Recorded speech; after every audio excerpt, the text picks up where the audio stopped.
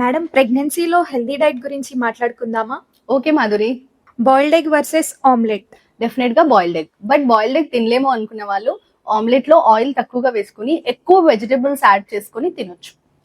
బంగాళదుంప వర్సెస్ చిలకడ దుంప. బంగాళాదుంప కంటే చిలకడ దుంప బెటర్, కాకపోతే మనకి అవైలబిలిటీని బట్టి బంగాళదుంప కూడా తినొచ్చు. Fresh fruit versus fruit juice. Definite గా ఫ్రెష్ ఫ్రూట్, ఎందుకంటే జ్యూస్ అనేటప్పటికి మనం వాటర్ యాడ్ చేసి మళ్ళీ షుగర్ కూడా యాడ్ చేస్తాం. So better to avoid juices. Refined oil versus గానుగ నూనె. గానుగ నూనె. Fried chicken versus grill chicken. Definite గా గ్రిల్ చికెన్, బికాస్ ఆయిల్ తక్కువ యూస్ చేస్తాం, స్లో ఫ్లేమ్ లో బెటర్ గా కుక్ అవుతుంది. అండ్ ఫ్రైడ్ చికెన్ వచ్చేసి అన్నెసెసరీగా ఆయిల్ లో ఫ్రై చేస్తాం కాబట్టి better to avoid it.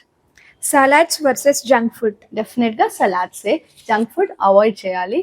And specially weight loss అవ్వాలనుకునే వాళ్ళు సలాడ్స్ తినాలి. ప్రెగ్నెన్సీలో రొటీన్ గా వెయిట్ లాస్ అడ్వైస్ చేయము, బట్ హెల్దీ డైట్ కింద తీసుకోవచ్చు.